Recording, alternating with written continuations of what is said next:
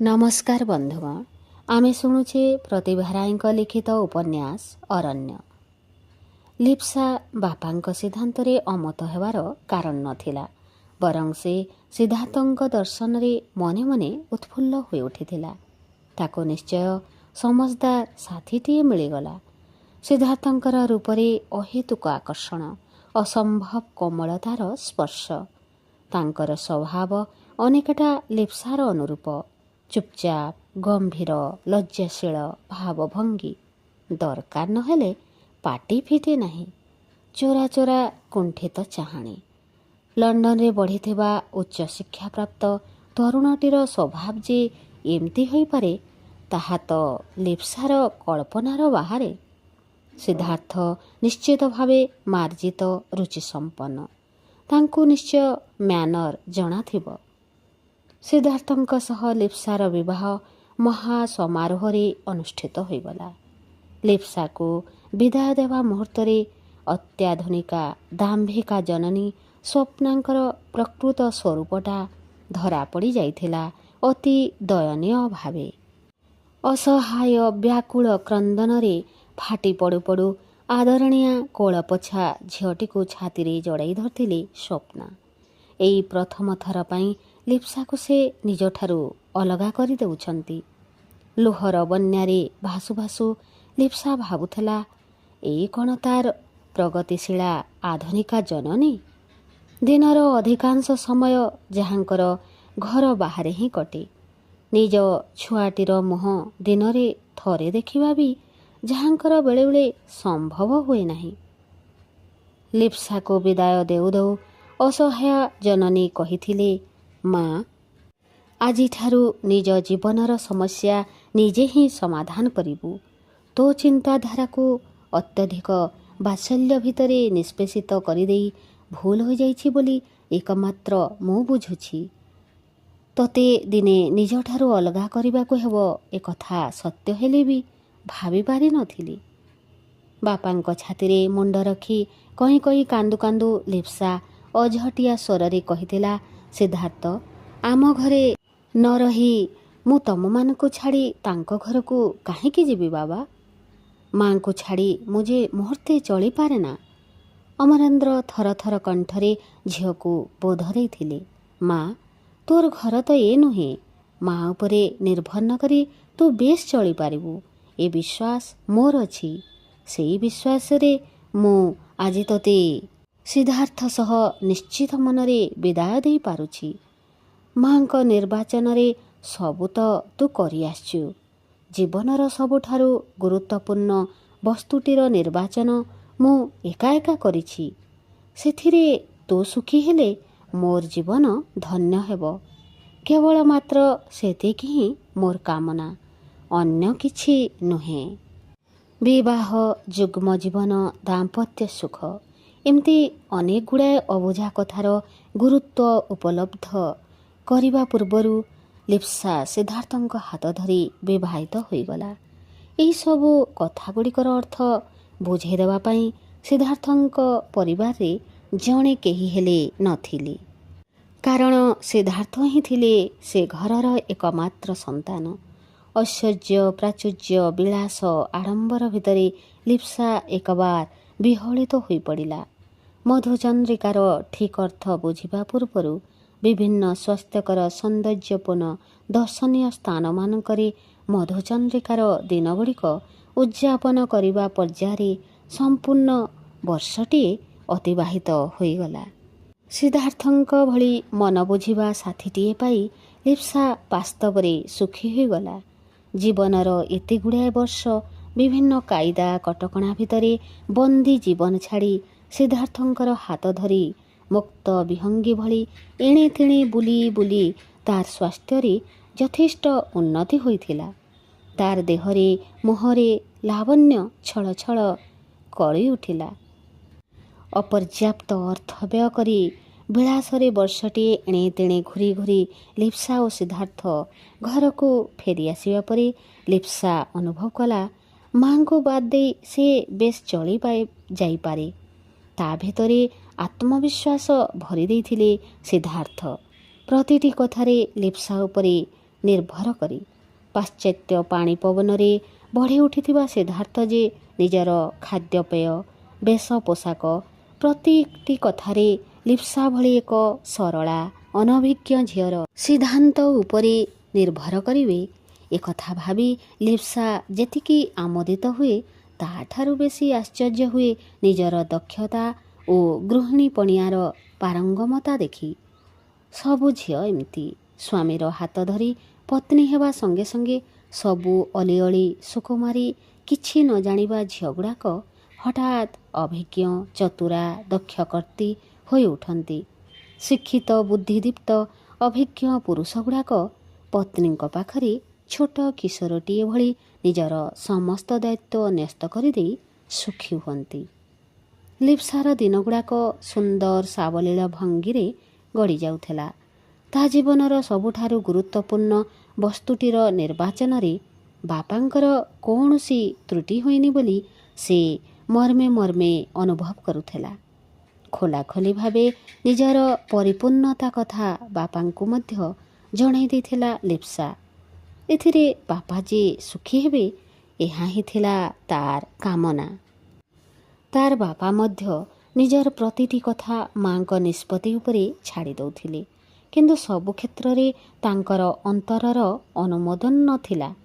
କେବଳ ନିଜ ସଂସାର ଭିତରେ ଅଶାନ୍ତିର ଢେଉ ସୃଷ୍ଟି ନ ହେବା ପାଇଁ ବାପା ଅନେକ କ୍ଷେତ୍ରରେ ନିଜ ଇଚ୍ଛା ଓ ରୁଚି ବିରୋଧ ଅନେକ କାର୍ଯ୍ୟରେ ମାଙ୍କ ସହ ଏକମତ ହେଉଥିଲେ।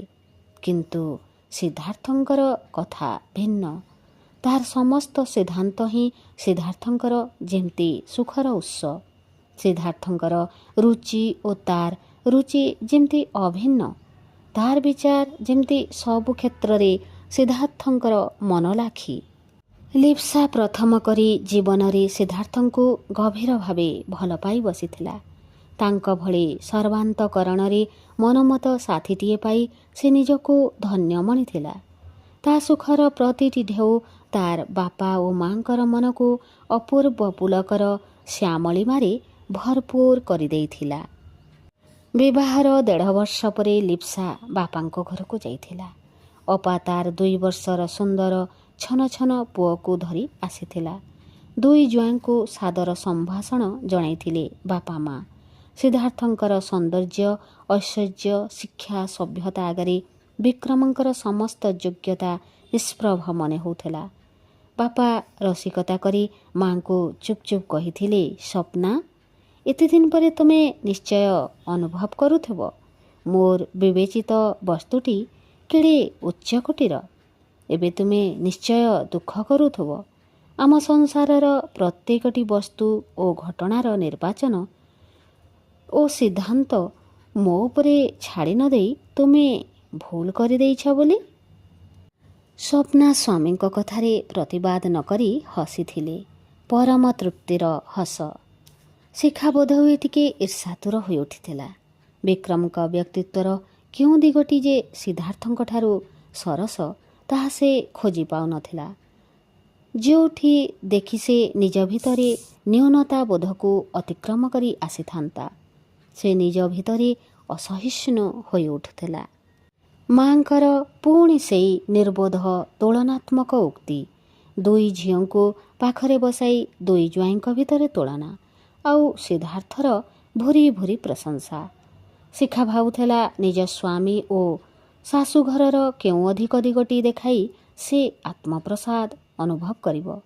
ରାଗରେ ନିଜର ଭାବନାକୁ ଚାପି ଦେଇ ରୋମିକୁ ଅକାରଣରେ ଗୁଡ଼ା ବୋକ ଦଉ ଦଉ ସେ ପ୍ରସଙ୍ଗ ବଦଳାଇବା ପାଇଁ କହିଲା, କି ଲିପି, କେବେ ପୁଣି ତୋର ଏମିତି ସୁନ୍ଦର ପୁଅଟିଏ ହେବ? ସିଦ୍ଧାର୍ଥ ଭଳି ଗୋରା ତକ୍ ତକ୍, ଲାଲ ଲାଲ ଓଠ, ମାଇଚିଆ ନହେଲେ କିନ୍ତୁ ଭଲ। ହଠାତ୍ ମା ଗମ୍ଭୀର ହୋଇଗଲେ। ଚିନ୍ତା କଲା ଭଳି କହିଲେ, ସତେ ତ ଲିପିର ଏପର୍ଯ୍ୟନ୍ତ କିଛି ହୋଇନାହିଁ କେମିତି?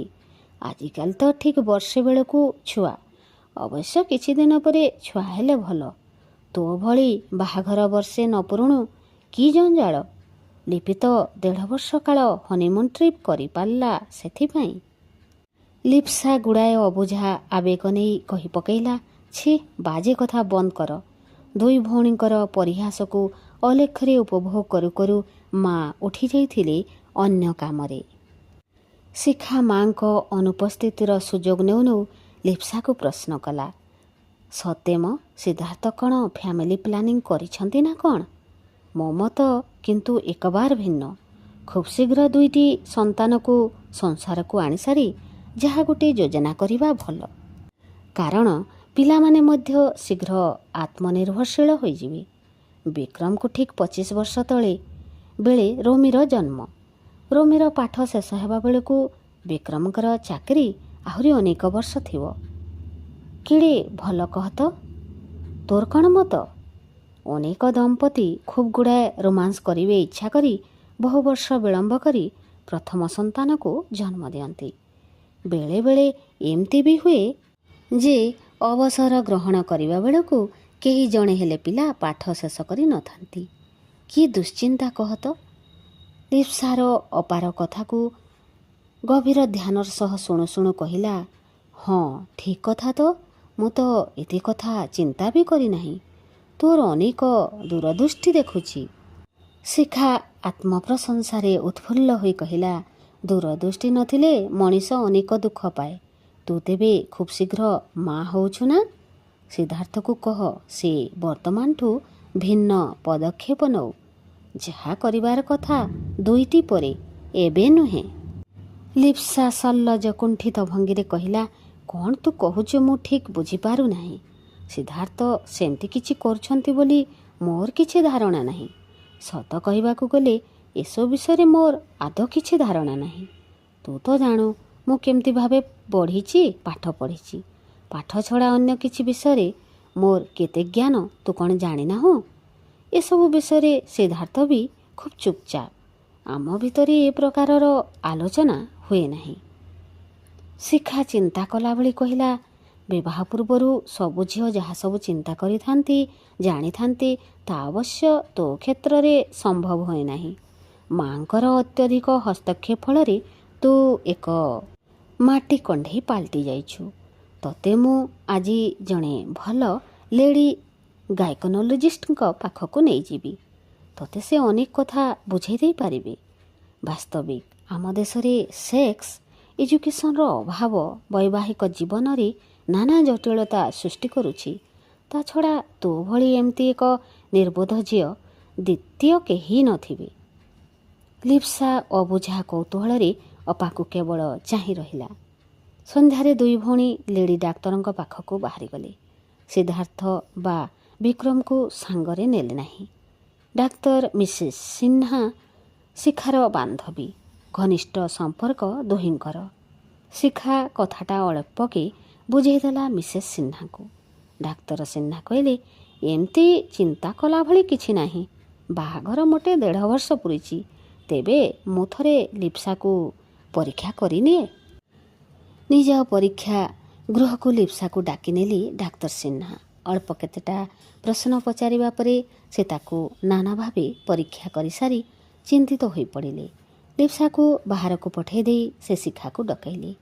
ଅନୁଚ୍ଚ କଣ୍ଠରେ କହିଲେ, ମୋର ମନେ ହେଉଛି କେଉଁଠି ଗୋଳମାଳ ରହିଛି। କଥାଟା କିନ୍ତୁ ସାଧାରଣ ନୁହେଁ, ଏକବାର ସିରିୟସ୍। ମୁଁ ବୁଝିପାରୁନାହିଁ କେମିତି ଏକଥା ସମ୍ଭବ ହୋଇପାରେ। କ'ଣ ହୋଇଛି କହୁନୁ କାହିଁକି? ଲିପ୍ସାର କିଛି ଟ୍ରବୁଲ୍ ଅଛି ଯେଉଁଥିପାଇଁ କନସେପ୍ସନ୍ ହେଉନାହିଁ? ସେଇଟା ତ ପିଲାଦିନର ରୋଗିଣୀ। ଏଥିରେ ଆଶ୍ଚର୍ଯ୍ୟ ନ ହେବାର କ'ଣ ଅଛି? ଔଷଧରେ ତ ତାର ଜୀବନ ଗଢ଼ା। ଶିଖା ସବୁ ଜାଣିବା ଭଳି କହି ପକାଇଲା। ଡାକ୍ତର ସିହ୍ନା କିନ୍ତୁ ବେଶ୍ ଗମ୍ଭୀରତା ରକ୍ଷା କରି କହିଲେ, ନା, କନସେପ୍ସନ୍ର ପ୍ରଶ୍ନ ତ ଉଠେନା। After so many days of marriage life your sister is still a virgin. ସେ ଏବେ ମଧ୍ୟ କୁମାରୀ ଝିଅଟି ହୋଇ ରହିଛି। ସେମାନଙ୍କ ଭିତରେ ପତିପତ୍ନୀର ସମ୍ପର୍କ ପ୍ରତିଷ୍ଠା ହୋଇନି ଆଜି ଯାଏ। ଶିଖାର ସୁନ୍ଦର ମୁହଁଟା ବିବର୍ଣ୍ଣ ହୋଇ ଉଠିଲା। ସେ ଘଡ଼ିଏ ଚୁପ୍ ମାରି ରହିଗଲା। ତାପରେ କ୍ଳାନ୍ତ ସ୍ୱରରେ କହିଲା, is it A fact? Sure, ମୁଁ ଏ ବିଷୟରେ ନିଃସନ୍ଦେହ। ଡାକ୍ତର ସିହ୍ନା କହିଲେ, ଲିପ୍ସା ଖୁବ୍ ସରଳ ଝିଅ। ସଂସାରର ଅନେକ କଥା ତାକୁ ଜଣା ନାହିଁ। ସ୍ୱାମୀ ସ୍ତ୍ରୀର ସମ୍ପର୍କ ହୁଏତ ତାକୁ ଜଣା ନଥାଇପାରେ, କିନ୍ତୁ ସିଦ୍ଧାର୍ଥ ପକ୍ଷେ ତ ସେ କଥା ସମ୍ଭବ ନୁହେଁ। ତା ଛଡ଼ା ଏତେ ଦିନ ଏକାଠି ରହିବା ପରେ ଏକଥା କେବେ ବି ଆଶା କରାଯାଏ ନାହିଁ। ମୋ ମତରେ ସିଦ୍ଧାର୍ଥକୁ କୌଣସି ଡାକ୍ତରଙ୍କ ପାଖକୁ ନିଆଯାଉ। ହୁଏତ ପ୍ଲିଜ୍ ସେ କଥା କହ ନାହିଁ, ଶିଖା ବିକଳ ସ୍ୱରରେ କହିଲା ଓ ଫେରିବା ପାଇଁ ଉଠି ପଡ଼ିଲା। ବାଟରେ ସେ ଲିପ୍ସାକୁ ପଚାରିଲା, ତୋ ସହ ସିଦ୍ଧାର୍ଥର ସମ୍ପର୍କ କ'ଣ? ଏବେ ବି ଘନିଷ୍ଠ ନୁହେଁ ଲିପି? ସିଦ୍ଧାର୍ଥ କ'ଣ ତୋତେ ପ୍ରକୃତରେ ତାର ସୌଖିନ ବୈଠକ ଘରର ଫୁଲଗୁଚ୍ଛଟି ପରି ବ୍ୟବହାର କରେ? ତୋତେ କ'ଣ ସେ ପ୍ରକୃତରେ ଏପର୍ଯ୍ୟନ୍ତ ପ୍ରେମ କରିପାରି ନାହିଁ? କଥା କ'ଣ? ଲିପ୍ସା ଅବାକ୍ ହୋଇଯିବା ଭଙ୍ଗୀରେ କହିଲା, ହ୍ୱାଟ୍ ଆବସର୍ଡ! ତୁ କ'ଣ ବା ଜାଣୁ ସିଦ୍ଧାର୍ଥ ବିଷୟରେ? ସେ ମୋତେ ଖୁବ୍ ସ୍ନେହ କରନ୍ତି। ମୋର ପ୍ରତିଟି ଇଚ୍ଛା ଓ ଆଗ୍ରହ ସେ ସଙ୍ଗେ ସଙ୍ଗେ ପୂରଣ କରନ୍ତି। ମୋର ଦେହ ଖରାପ ହେଲେ ସେ ରାତ୍ରି ଉଜାଗର ରହି ସେବା କରନ୍ତି। ତୁ ଏମିତି ଭାବିବାର କାରଣ କ'ଣ ଯେ? ରାତ୍ରି ଉଜାଗର ରହି ସେବା କଲେ କେହି ସ୍ୱାମୀ ହୁଏ ନାହିଁ ଲିପି। ମୋର ମନେ ହୁଏ ତୋର ଏବେ ବି ବିବାହ ବୟସ ହୁଏ ନାହିଁ। ମାଙ୍କର ଅତ୍ୟଧିକ ସ୍ନେହ ଓ ଯତ୍ନଶୀଳତାର ଶୀତଳ ଭଣ୍ଡାର ଭିତରେ ତୁ ଏକବାର ଫ୍ରିଜ୍ଡ ହୋଇଯାଇଛୁ। ତୋତେ ଜଣା ନାହିଁ ପୁରୁଷର ରୂପ, ବିଦ୍ୟା, ଐଶ୍ୱର୍ଯ୍ୟ ଛଡ଼ା ଆଉ ଏମିତି ଏକ ସ୍ୱତନ୍ତ୍ର ଗୁଣ ଥାଏ ଯାହା ସ୍ତ୍ରୀର ଜୀବନକୁ ପରିପୂର୍ଣ୍ଣ କରେ। ମୋର ଭୟ ହୁଏ ହୁଏତ ସିଦ୍ଧାର୍ଥର ସମସ୍ତ ଗୁଣ ଥିବା ସତ୍ତ୍ୱେ ସେହି ସ୍ୱତନ୍ତ୍ର ଗୁଣଟିର ହିଁ ଅଭାବ। ଅପା, ମୋର ମନେ ହୁଏ ତୁ ସିଦ୍ଧାର୍ଥଙ୍କୁ ଈର୍ଷା କରୁଛୁ।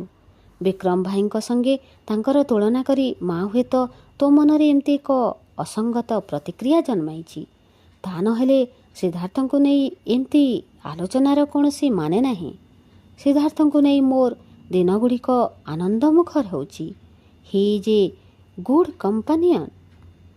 ଶିଖା ଲିପ୍ସାର କଥାରେ ଆଘାତ ପାଇଲେ ବି ଚିଡ଼ି ଉଠିଲା ନାହିଁ। ସାନ ଭଉଣୀର ନିଷ୍ପାପ ସରଳତା ତାକୁ ବ୍ୟଥିତ କରି ପକାଇଲା। ଘରେ ପହଞ୍ଚି ସେ ନିଭୃତରେ ଲିପ୍ସା ହାତରେ ବିବାହ ଓ ଦାମ୍ପତ୍ୟ ଜୀବନର ରହସ୍ୟ ଉପରେ ଆଧାରିତ ଏକ ଶିକ୍ଷଣୀୟ ଇଂରାଜୀ ବହି ଧରାଇ ଦେଇ ଚୁପ୍ ଚୁପ୍ କହିଲା, ଏ ବହି ମୁଁ ପଢ଼ିଥିଲି ବିବାହ ପୂର୍ବରୁ। ତୁ ପଢ଼ି ଦେଖିବୁ। ସିଦ୍ଧାର୍ଥ ସହ ତୋର ସମ୍ପର୍କରେ କିଛି ବ୍ୟତିକ୍ରମ ଅଛି କି ନା ନିଜେ ବିଚାର କରିବୁ। ତତେ ମୋ ମୁହଁରେ ସବୁ ବୁଝାଇ ପାରୁନାହିଁ। ଆଜି ଭାବୁଛି ଅନେକ ଆଗରୁ ତୋର ଏ ବହିଟି ପଢ଼ିବାର ଥିଲା। ଲିପ୍ସାର ସୁନ୍ଦର ନିରୀହ ଆଖି ଦୁଇଟିରେ ଏକ ଶିଶୁ ସୁଲଭ କୌତୂହଳ ଚମକି ଉଠିଲା। ସିଦ୍ଧାର୍ଥକୁ ଲୁଚାଇ ପୁରା ବହିଟା ସେ ଶେଷ କରିଦେଲା। ତାର ମନେ ହେଲା ତାର ଆଖି ସାମ୍ନାରେ ସମଗ୍ର ପୃଥିବୀ ଅବା ଏକ ଉତ୍ତାଳ ନୃତ୍ୟରେ ମଗ୍ନ ହୋଇଯାଇଛି। ତାର ସମଗ୍ର ଅଙ୍ଗରେ ଏକ ଅବୁଝା କମ୍ପନ। ଅନାସ୍ୱାଦିତ ଏକ ଉତ୍ତାଳ କାମନାରେ ତାର ତରୁଣୀ ଅଙ୍ଗରେ ପ୍ରତ୍ୟେକଟି ସ୍ନାୟୁ ରିମ୍ ଝିମ୍ ସ୍ୱରରେ ନାଚି ଉଠିଲା ଯେମିତି। ତାର ମନେ ହେଲା ଏଇମାତ୍ର ତାର ଅଙ୍ଗେ ଅଙ୍ଗେ ଋତୁରାଜ ବସନ୍ତ ଆସିଛି। ତା ଦେହର ଏଇ ଉଷ୍ମତା, ତା ମନର ଏଇ ଉତ୍ତାଳ ତାକୁ ଅବା ଜାଳିଦେବ। ସେ ଏବେ ବୁଝିଛି ଏମିତି ଉଷ୍ମତା ଓ ଉତ୍ତାପର ଘୋର ଅଭାବ ସିଦ୍ଧାର୍ଥଙ୍କଠାରେ। ସିଦ୍ଧାର୍ଥ ନାରୀ ଓ ପୁରୁଷର ଅସଲ ସମ୍ପର୍କ ବିଷୟରେ ଆଦୌ ସଚେତନ ନୁହନ୍ତି। ତା ସହ ତାଙ୍କର ସମ୍ପର୍କ ଅତ୍ୟନ୍ତ ମାମୁଲି। ସେଥିରେ ଆବେଗ, ଉତ୍ତାପ, କମ୍ପନ କିଛି ହେଲେ ନାହିଁ। ତେବେ କ'ଣ ସିଦ୍ଧାର୍ଥ ଆଃ! ଲିପ୍ସାର ଆଖି ସାମ୍ନାରେ ଜୀବନର ସମସ୍ତ ରହସ୍ୟ ନିମିଷିକେ ଉନ୍ମୋଚିତ ହୋଇଗଲା। ପରକ୍ଷଣରେ ତାର ତରୁଣୀ ଅଙ୍ଗର ସମସ୍ତ ସ୍ନାୟୁ ଏକ ଅଜଣା ଅବସାଦରେ ଅବଶ ହୋଇପଡ଼ିଲା। କଥାଟା ଯେ ଏତେ ଗୁରୁତର ହୋଇ ଉଠିବ ତାହା ସେ ବୁଝିପାରିନଥିଲା। ମା ବାପାଙ୍କୁ କଥାଟା ଅଛପା ରହିଲା ନାହିଁ। ବାପା ଦୁଃଖରେ ଲଜ୍ଜାରେ ଲିପ୍ସାକୁ ମୁହଁ ଦେଖାଇ ପାରିଲେ ନାହିଁ। ମା ଅତ୍ୟଧିକ ଉତ୍ତେଜନାରେ ନିଜର ସମସ୍ତ ଶାଳୀନତା ହରାଇ ବସି ସେଦିନ ସିଦ୍ଧାର୍ଥର ଶୟନ ଗୃହରେ ପ୍ରବେଶ କରି ନିର୍ଭୀକ ଓ ଦୃଢ଼ କଣ୍ଠରେ କଥାଟାକୁ ଉତ୍ଥାପନ କରି ସିଦ୍ଧାର୍ଥ ଓ ତାର ବାପା ମାଙ୍କୁ ଭର୍ତ୍ସନା କରିବା ପାଇଁ ଲାଗିଲେ। ସିଦ୍ଧାର୍ଥ ନିଜ କ୍ଳୀବତ୍ୱର ସତ୍ୟ ପ୍ରକାଶ କରିବା ସଙ୍ଗେ ସଙ୍ଗେ ଏଥିପାଇଁ ନିଜର ପିତାମାତାଙ୍କୁ ହିଁ ଦାୟୀ କରି ବସିଲେ। ତାଙ୍କର ସମସ୍ତ ପ୍ରତିବାଦ ସତ୍ତ୍ୱେ ମା ଏକମାତ୍ର ପୁତ୍ରର ସମ୍ମାନ ରକ୍ଷା ଲାଗି ତାର ପୁରୁଷ ପଣିଆକୁ ବିଜ୍ଞାପିତ କରିବା ଲାଗି ଏପରି କରିଛନ୍ତି। ଲିପ୍ସାର ସମଗ୍ର ଦେହ ମନ ଘୃଣାରେ କଣ୍ଟକିତ ହୋଇଉଠିଲା। ଏତେ ଦିନ ପରେ ସେ ଅନୁଭବ କଲା ତାହା ଭିତରେ ଏକ ବିଦ୍ରୋହୀ ମନ ଚେଇଁ ଉଠିଛି। ସିଦ୍ଧାର୍ଥଙ୍କ ସହ ନିଭୃତରେ ଭେଟ ହେବା ମାତ୍ରେ ସେ ରାଗରେ ଘୃଣାରେ ଜଳି ଉଠୁଠୁ ହଠାତ୍ ବରଫ ଭଳି ଶୀତଳ ହୋଇଗଲା। ସିଦ୍ଧାର୍ଥ ତା ସାମ୍ନାରେ ଛୋଟ କାନ୍ଦୁରା ପିଲାଟି ଭଳି ମୁଣ୍ଡ ଝୁଙ୍କାଇ ଠିଆ ହୋଇଛନ୍ତି। ମୁହଁ ଓ ଆଖି ଥମ୍ ଥମ୍, ନିମିଷକରେ କାନ୍ଦି ପକାଇବେ ଅବା। ସିଦ୍ଧାର୍ଥଙ୍କର ସେଇ କୁଣ୍ଠିତ ଲଜ୍ଜିତ କରୁଣ ମୁଖମୁଦ୍ରା ଲିପ୍ସାର କୋମଳ ହୃଦୟରେ କରୁଣା ସଞ୍ଚାର କଲା। ଲିପ୍ସା ଭାବିଲା ସିଦ୍ଧାର୍ଥଙ୍କୁ ଆଉ ଅଧିକ କିଛି ଅପମାନିତ କରି ସେ ନିଜକୁ ଛୋଟ କରିଦେବ ନାହିଁ। ତାର କୋମଳ ମନଟା କ୍ଷଣକ ପାଇଁ ସିଦ୍ଧାର୍ଥର ଦୁରବସ୍ଥା ପାଇଁ ଦ୍ରବୀଭୂତ ହୋଇଗଲା। ସିଦ୍ଧାର୍ଥ ଲିପ୍ସାର ଦୁଇଟି ପାପୁଲିକୁ ନିଜ ମୁଠାରେ ଚାପି ଧରି କାତର ସ୍ୱରରେ କହିଲେ, ଲିପି, ମୋତେ କ୍ଷମା କର। ମୁଁ ମହା ଅପରାଧ କରିଛି। ନିଜ ଅକ୍ଷମତା ସମ୍ପର୍କରେ ମୁଁ ସମ୍ପୂର୍ଣ୍ଣ ସଚେତନ ଥିଲେ ମଧ୍ୟ ବାପା ମାଙ୍କ ଚାତୁର୍ଯ୍ୟପୂର୍ଣ୍ଣ କଥାରେ ଭାସିଯାଇ ତମ ଭଳି ଗୋଟିଏ ସୁନ୍ଦର ନିରୀହ ଝିଅର ଜୀବନକୁ ନଷ୍ଟ କରିଦେଇଛି। ବାପା ମା ଭ୍ରମ ଧାରଣା ଦେଇଥିଲେ ଯେ ବିବାହ ପରେ ଏମିତି ଅନେକ ଅସୁବିଧା ଆପେ ଆପେ ଦୂର ହୋଇଯାଏ। ସେତେବେଳେ ବୁଝିପାରିନଥିଲି ନିଜ ସନ୍ତାନର ସମ୍ମାନ ଓ ସୁଖର ଆଶା କେମିତି ପିତାମାତାଙ୍କୁ ସ୍ୱାର୍ଥନ୍ଧ କରି ପକାଏ। ଏବେ ମୁଁ ନାଚାର ଲିପି, ତମ ରାୟ ଆଜି ମୁଁ ମାନିନେବି। ଲିପ୍ସାର ମନେ ହେଲା ବହିଟା ପଢ଼ିଲା ପରେ ଯେଉଁ ଉଷ୍ମତାରେ ତାର ଦେହ ମନ ଜର୍ଜରିତ ତାହା ସିଦ୍ଧାର୍ଥଠାରେ ନାହିଁ। ସିଦ୍ଧାର୍ଥର ହାତ ଦୁଇଟା ଏକାବାର ନିଥର। ସେ ଉଦାସ ଗଳାରେ କହିଲା, ସିଦ୍ଧାର୍ଥ, ନାରୀ ଓ ପୁରୁଷର ପ୍ରକୃତ ସମ୍ପର୍କ ବିଷୟରେ ସମ୍ପୂର୍ଣ୍ଣ ଅନଭିଜ୍ଞ ଥିବା ଯାଏ ମୋ ଠାରୁ ସୁଖୀ କେହି ନଥିଲେ। ଏବେ କାହାକୁ ଦୋଷ ଦେଇ କିଛି ଲାଭ ନାହିଁ। ମୋ ପାଇଁ ମୋର ଦୁଃଖ ଯେତିକି ତାଠାରୁ ଅଧିକା ଦୁଃଖ ବାପାଙ୍କ ପାଇଁ। ଜୀବନରେ ଥରଟିଏ ମାତ୍ର ସେ ମାଙ୍କୁ ବାଦ ଦେଇ ସିଦ୍ଧାନ୍ତ କରିଥିଲେ। ତାଙ୍କର ଅବସ୍ଥା କ'ଣ ହେବ? ମା ତ ତାଙ୍କୁ ମୁହୂର୍ତ୍ତଟିଏ ବି ଶାନ୍ତିରେ ରହିବାକୁ ଦେବେ ନାହିଁ। ସିଦ୍ଧାର୍ଥ ସେମିତି ମୁଣ୍ଡ ଝୁଙ୍କାଇ କହିଲେ, ଲିପି, ତମର ବାପା ଦେବୋପମ ବ୍ୟକ୍ତି। ତାଙ୍କ ପାଖରେ ମୋ ଅପରାଧର ସୀମା ନାହିଁ। ମୁଁ ଆଜି ଘରକୁ ଫେରି ଯାଉଛି। ତାଙ୍କୁ ସାମ୍ନା କରିବାର ସାହସ ମୋର ନାହିଁ। ତମ ବିଚାର ଉପରେ ମୁଁ ସବୁକିଛି ଛାଡ଼ି ଦେଉଛି। ସିଦ୍ଧାର୍ଥ ଚୁପଚାପ ଫେରି ଯାଇଥିଲେ ନିଜ ଘରକୁ ଲିପ୍ସାକୁ ଛାଡ଼ି। ତାହାପରେ ଘରେ ତୁମୁଳ କାଣ୍ଡ। ମାଙ୍କର ଭର୍ସନା ଆଗରେ ବାପା ଏକବାର ନିର୍ବାକ। ନିଜ ଆଦରଣୀୟା କନ୍ୟାର ଭାଗ୍ୟ ବିପର୍ଯ୍ୟୟରେ ସେ ଏମିତି ମ୍ରିୟମାଣ ହୋଇ ଉଠିଥିଲେ ଯେ ମାଙ୍କର ଭର୍ସନା ତାଙ୍କୁ ଯେମିତି ଆଦୌ ସ୍ପର୍ଶ କରୁନଥିଲା। ନିଜ ବିବେକର ଦଂଶନ ତାଙ୍କୁ ଅଧିକ ଯନ୍ତ୍ରଣାରେ ଜର୍ଜରିତ କରି ପକାଉଥିଲା। ମାଙ୍କର ଏକା ଜିଦ୍, ସିଦ୍ଧାର୍ଥଙ୍କୁ ପରିତ୍ୟାଗ କରି ଲିପ୍ସାକୁ ଅନ୍ୟତ୍ର ବିବାହ କରିବାକୁ ହେବ।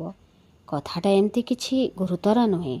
ଆଜିକାଲି ପିଲାଛୁଆର ମା ହେବା ପରେ ନାରୀ ଏକାଧିକ ପତି ଗ୍ରହଣ କରିପାରୁଛି।